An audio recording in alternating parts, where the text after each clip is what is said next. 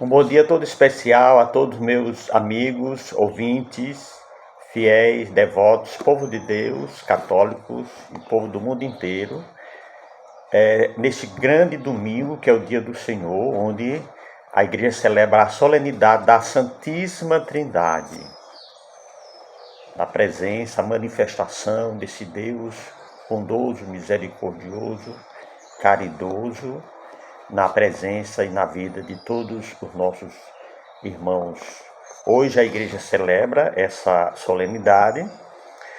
A Trindade deve ser pensada como o amor e a comunhão entre o Pai, o Filho e o Espírito Santo, que se expande, atingindo e envolvendo cada homem e cada mulher, cada ser humano.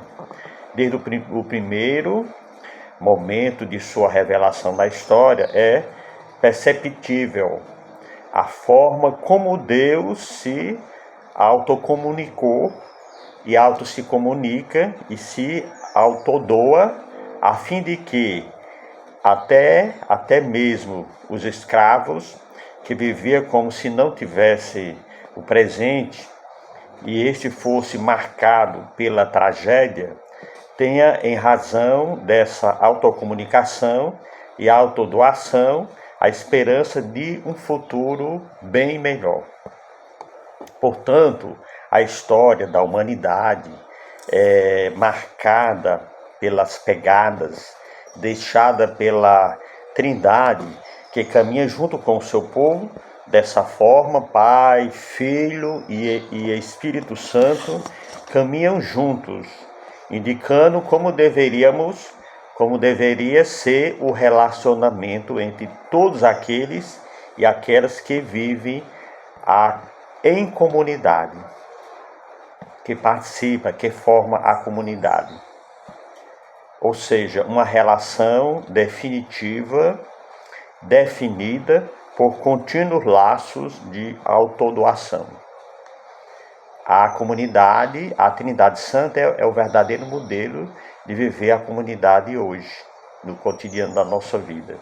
Assim, a Trindade ela se comunica de forma pessoal. Os relatos bíblicos não descrevem a Trindade como se fossem forças frias, impessoais e distantes. Quando o Pai, o Filho e o Espírito Santo aparecem nas narrativas, enfatiza-se a simpatia e a empatia, a personalidade, a paixão de cada um desses pela humanidade. E aí podemos fazer uma recordação dessa palavra de Deus para o esclarecimento da nossa vida de cristão, como seguidores de nosso Senhor Jesus Cristo, da Trindade Santa, que estamos rumos a seguir os caminhos e o exemplo da Santíssima Trindade. Deus se revela necessariamente na história do ser humano. Encontramos-nos com Ele nas mais diversas situações do cotidiano e pelas trilhas do mundo. Podemos reconhecer tudo quanto Ele fez e continua fazendo por cada um de nós. Toda experiência com Deus é necessariamente uma experiência da história humana e da história pessoal de cada um de nós. Deus habita na história humana e, junto de homens e mulheres, participa da grande peregrinação que fazemos pela vida.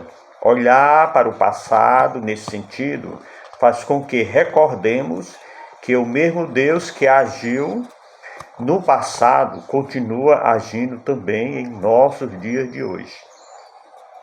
Pergunte o que pode ser tão grande como é grande o nosso Deus. Quando olhar para o passado, não olhe apenas para a história de sua biografia ou de sua família, daqueles que estão ao redor, dos seus amigos. Volte mais ainda no tempo. Retorne até o ponto inicial no qual tudo foi originado.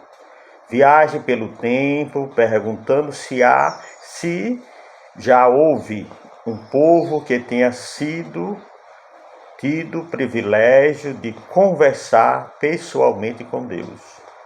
A experiência que vivemos com Deus é de enorme privilégio.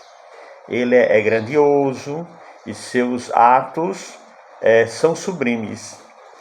Quando voltemos no tempo, encontramos muitíssimos testemunhos de que ele fez, realizou, concretizou, demonstrou, manifestou através dos seus instrumentos, os homens.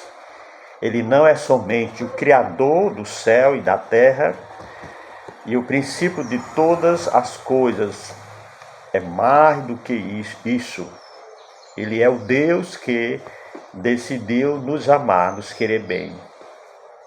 Está bem próximo de nós. As experiências que tivemos, essa experiência que tiveram o povo de Deus, são como faróis que ilumina o nosso presente, clareia a nossa vida e nos fortalece, nos anima. Nesse belo passado podemos enxergar a mão de Deus agindo em favor do seu povo. Uma ação que possa provocar libertação, que conduz o povo por um novo caminho e para a construção de um novo projeto de vida. São faróis que, ao jogar luz sobre o nosso próprio tempo, nos fazem ter a mais plena certeza de que Deus continua a agir com mão forte a nosso favor. Afinal, quem é como Ele? Imagino, por vezes, que não temos a real dimensão e compreensão do que Deus caminha, que Deus caminha ao nosso lado, está junto de cada um de nós. Talvez imaginamos um Deus fraco, inoperante, ou ainda um Deus gracial, antipático e distante de nossas crises, nossos sofrimentos e nossas tristezas. Mas também podemos imaginar que para muitos Deus é tão surdo que não possa mais ouvir nossos clamores. Mas será? Certamente o texto bíblico é mais atual do que nunca e, por conta disso, deveríamos também nos perguntar: existe porventura algum povo que tem ouvido a voz de Deus falando-lhe no meio do fogo, como tu ouviste, e tenha permanecido vivo? Trata-se de uma autoapresentação, no mínimo, espetacular de Deus. Uma autoapresentação que fala da capacidade do povo de ouvir e a plena certeza de que o Deus que fala é um Deus vivo. Quem tem ouvidos para ouvir, que ouça. Nos Salmos, encontramos um hino de louvor ao Deus da vida que se manifesta de duas formas, ou seja, na criação e na história de seu povo. Uma história que é construída a partir do amor de Deus, de sua palavra, da justiça, do direito e da sua bondade. E assim como Deus se manifesta no mundo, da mesma forma, seu povo deve se manifestar. Portanto, a melhor maneira de se viver é reproduzir em nosso cotidiano aquilo que é próprio da manifestação de Deus, que representa a sua vontade, ou seja, o amor, a justiça, o direito, a bondade, a aproximação, a comunhão, o acolhimento. Viver no Espírito é viver uma nova vida na dependência de Jesus. A união do Espírito com o nosso Espírito nos torna filhos e herdeiros de Deus, co-herdeiros do reino de Deus. Paulo, desse modo, teologicamente, ele afirma que temos uma paternidade divina e por isso podemos chamar Deus de Abá, paizinho, a mesma expressão usada por Jesus em Marcos 14:36 para falar com seu pai. Mas qual o significado de Abá?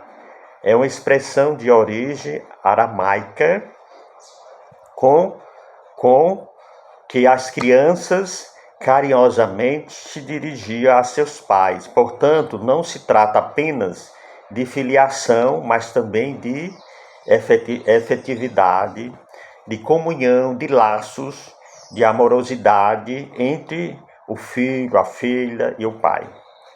Dirigir-se a Deus amorosamente, como uma criança se dirige a seu pai, é uma metáfora da mais pura comunhão, aproximação. Trata-se a intimidade com Deus.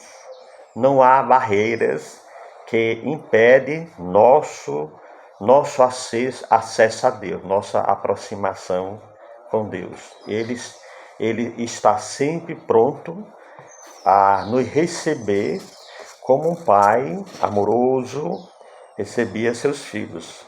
Viver no Espírito é o contraponto de viver na carne. Percebe-se que são dois projetos que excluem. Não é possível viver parcialmente o projeto do Espírito e parcialmente o projeto da carne. Aqui vale bem a expressão de não manter em pé em cada canoa. Viver no Espírito é assumir verdadeiramente um compromisso com nosso Senhor Jesus Cristo. E assumir um compromisso significa se dedicar a Ele inteiramente, a sua vida, se entregar pela construção do reino de Deus, dar continuidade ao seu projeto de vida, ao seu projeto de amor. No Evangelho, Jesus reúne seus discípulos na Galiléia para transmitir a eles a maior de todas as missões. Podemos até mesmo chamar essa união de a grande missão, a jornada de missão assumida por Jesus, testemunhada, e tendo como testemunhas oculares os discípulos, ele refere o seu poder, a sua missão também para o discípulo. A declaração de Jesus é fantástica porque, desde o princípio, os discípulos não são chamados para desfrutar de um privilégio e, com isso, se acomodarem, mas são chamados e desafiados a continuar a missão de Jesus. Percebe-se que não há a mínima possibilidade de passividade e acomodação. A grande missão é, na verdade, um processo de desinstalação que não permite que os discípulos de ontem e os de hoje permaneçam presos entre quatro paredes e vivam um evangelho de aparência.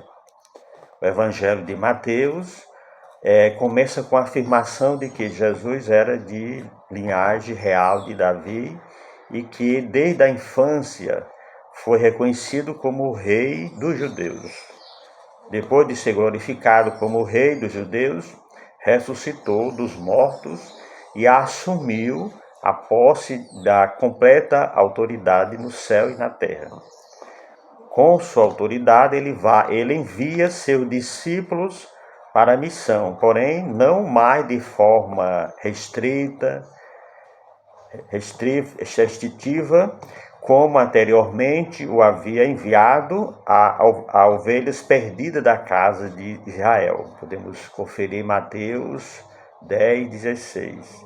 Nesse momento, há uma ampliação da missão. O alvo passa a ser todas as nações. De todas as nações é que se formará a Igreja Universal, Igreja católica que compõe todas as pessoas, composta por discípulos, discípulas, unidos pelo batismo ao Pai Criador, ao Filho Redentor e ao Espírito Santo Santificador. Todos juntos, em plena comunhão divina, passariam a viver em obediência ao projeto de Jesus e, para além disso, sempre em processo contínuo de ensino, catequizando todos os demais a serem obedientes nos valores de Jesus que promete: eis que eu estou com vocês todos os dias até o fim dos tempos.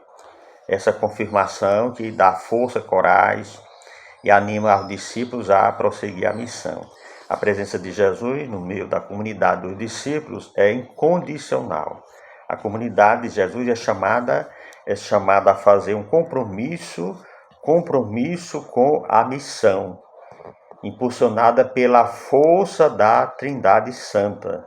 No entanto, não há força pessoal dos discípulos que alcance essa missão, pois a capacitação vem do Espírito Santo, ou seja, nenhum discípulo realiza sozinho a missão, a partir de sua própria competência ou habilidade. É justamente a Trindade, a melhor comunidade que peregrina junto dos discípulos, fazendo a missão em todo o mundo. Portanto, procuremos atualizar essa palavra de Deus, atualizando essa palavra de Deus na vida de cada um de nós hoje. A experiência de Deus deve ser realizada pelos caminhos do mundo, a caminho do reino. É justamente na história do cotidiano que se descobre a presença pública de Deus e que finalmente se compreende que a vida cristã possui uma responsabilidade pública. Uma igreja que não faz missão deixa de ser relevante e, por isso, seu discurso perde a importância na sociedade. Assim, por conta da Trindade, é possível afirmar que a igreja somente está no centro da vontade de Deus, enquanto ela assume seu papel missionário. Isto é, a igreja é missionária ou deixa de ser igreja. Não há meio termo. O mundo deve ser compreendido como se fosse a nossa paróquia. Portanto, cada discípulo deve se reconhecer como um missionário.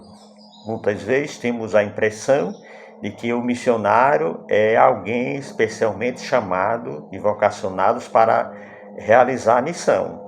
Claro, não podemos negar que existe uma vocação específica para ser missionário. Todavia, a ordem de Jesus é para todos o seu povo, e dessa forma, não importa onde estejamos, devemos florescer onde estamos plantados e anunciar a boa nova do Evangelho.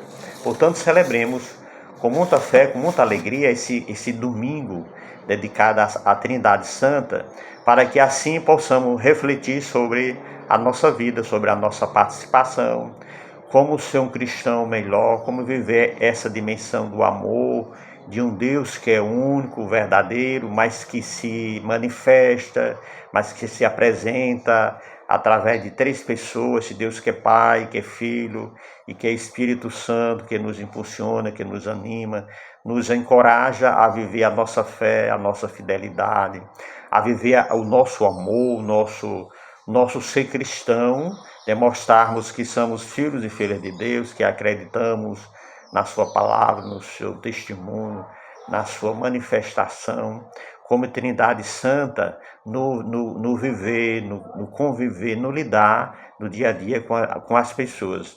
A sermos também bondoso, amoroso, acolhedores e compassivo, misericordioso também para com todos os nossos irmãos, sem fazermos diferença de cor, raça, língua ou religião, mas acolhemos com muita alegria, com muita aproximação e com muito amor, todos esses nossos irmãos, enxergando em cada um deles a fisionomia da Trindade Santa, que nos convida a sermos verdadeiro povo de Deus, filho de Deus, verdadeira comunidade centrada, né, e fundamentada nessa verdadeira rocha que provém da Trindade, desse Deus que é Pai, que é Filho, que é Espírito Santo, desse Deus que acolhe, desse Deus que ama a cada um de nós.